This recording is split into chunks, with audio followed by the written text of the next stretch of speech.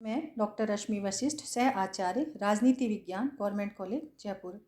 बच्चों, आज हम राजनीति विज्ञान का जो अपना किताब है, राजनीति विज्ञान का मूल आधार, उसमें हम आज प्रजातांत्रिक समाजवाद का जो लेसन है हमारे यहाँ, उसका हम अध्ययन करेंगे कि प्रजातांत्रिक समाजवाद की व्यवस्था क्या है और प्रजातांत्रिक समाजवाद व्यवस्था किसे कहते हैं। प्रजातांत्रिक समाजवाद प्रजातंत्र और समाजवाद दो विचारधाराओं का मेल है, दोनों व्यवस्थाओं और विचारधाराओं का समन्वय है। इनसे मिलकर के ये विचारधारा जन्म लेती है। प्रजातांत्रिक मार्ग को अपनाकर ऐसे समाजवाद की स्थापना जो स्थापना के बाद भी लोकतांत्रिक मार्ग को अपनाकर ही समस्त कार्य करेगा और आगे बढ़ेगा। ये विचारधारा लोकतंत्र और समाजवाद दोनों को बनाए रखना चाहती है। राजनीतिक क्षेत्र में इसकी आस्था मानवीय स्वतंत्रता पर आधारित उदारवादी दर्शन में, लेकिन राज्य के कार्य क्षेत्र के प्रसंग में लोक कल्याणकारी राज्य को अपनाना चाहती है। अर्थात प्रजातांत्रिक समाजवाद का जो मूल उद्देश्य है या मूल जो इसका कार्य है वो है कि किसी तरीके से लोक कल्याणकारी राज्य को अपनाया जाना चाहिए। इसकी परिभाषा कई विचारकों ने अलग अलग दी है। जैसे जवाहरलाल नेहरू कहते हैं कि राजनीतिक और आर्थिक शक्तियों का विकेंद्रीकरण तथा जन सहमति के तरीकों से न्याय की बल द्वारा स्थापित की जाने वाली न्यायपूर्ण व्यवस्था को ही लोकतांत्रिक समाजवाद कहते हैं। राम मनोहर लोहिया के अनुसार प्रजातांत्रिक समाजवाद ने साम्यवाद के आर्थिक लक्ष्य, उत्पादन के साधनों पर समाज का स्वामित्व, बड़े पैमाने पर उत्पादन तथा योजनाबद्ध आर्थिक विकास तथा पूंजीवाद के सामान्य लक्ष्यों, राष्ट्रीय स्वतंत्रता, लोकतंत्र तथा मानव अधिकार को अपना लिया है। प्रजातांत्रिक समाजवाद का लक्ष्य दोनों में सामंजस्य स्थापित करना है।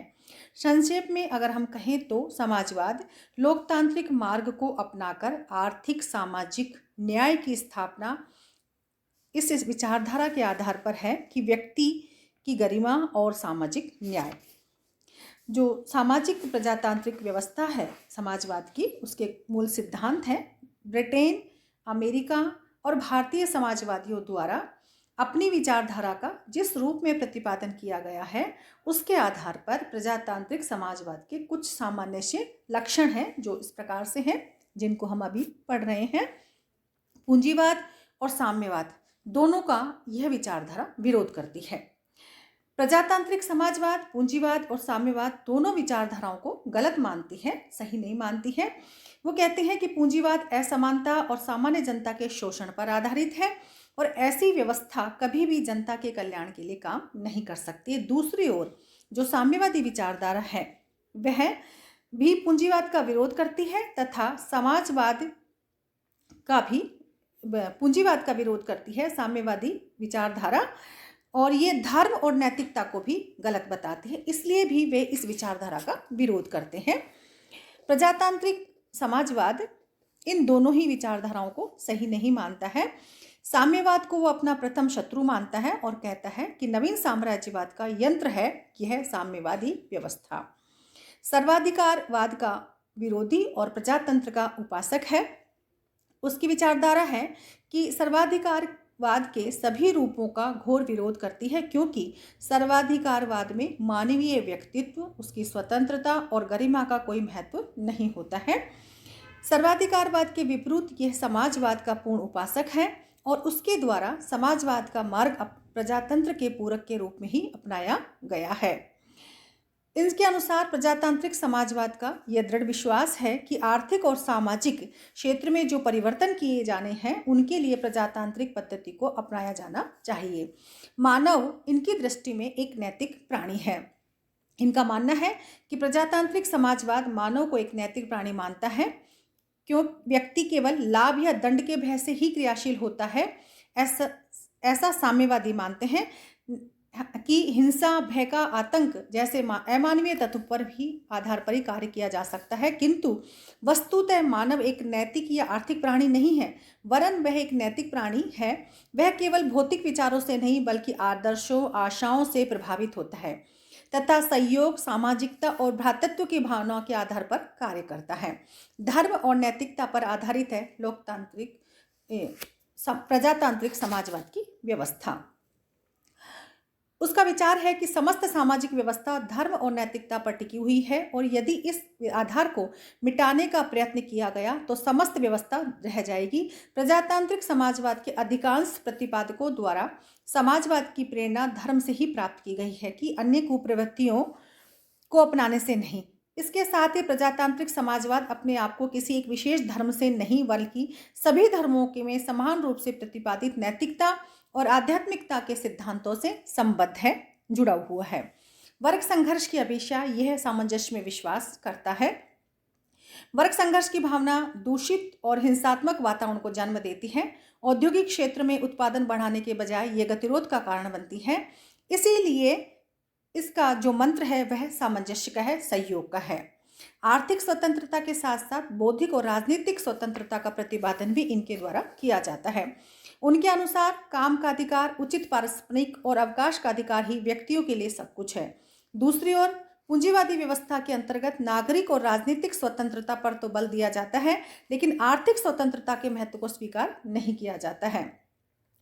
लेकिन यह व्यवस्था व्यक्ति के लिए विचार, भाषण, संगठन और सम्मेलन आदि की नागरिक और राजनीतिक स्वतंत्रता आवश्यक मानती है। अर्थव्यवस्था पर प्रजातांत्रिक नियंत्रण का समर्थक। यह व्यवस्था प्रजातांत्रिक नियंत्रण का समर्थन करती है। साम्यवादी व्यवस्था में अर्थव्यवस्था पर साम्यवादी दल की उच्चाधिकार समिति जैसी संस्था का नियंत्रण होता है, जो सामान्य जनता के प्रति उत्तरदायी नहीं होती है। प्रजातांत्रिक समाजवाद इन दोनों ही व्यवस्थाओं को दोषपूर्ण मानता है। उसकी धारणा है कि अर्थव्यवस्था पर प्रजातांत्रिक नियंत्रण होना चाहिए, अर्थात सामान्य जनता द्वारा प्रत्यक्ष रूप से निर्वाचित संसद द्वारा अर्थव्यवस्था पर नियंत्रण रखा जाना चाहिए। 1950 के बाद के वर्षों में तो समाजवादियों के द्वारा इस तत्व पर सर्वाधिक बल दिया गया। यह राष्ट्रीयकरण के स्थान पर सामाजिकरण पर बल देते हैं। राष्ट्रीयकरण के स्थान पर सामाजिकरण पर बल इसलिए देते हैं ताकि जनता का भलाई हो सके, उनके लिए कार्य किया जा सके।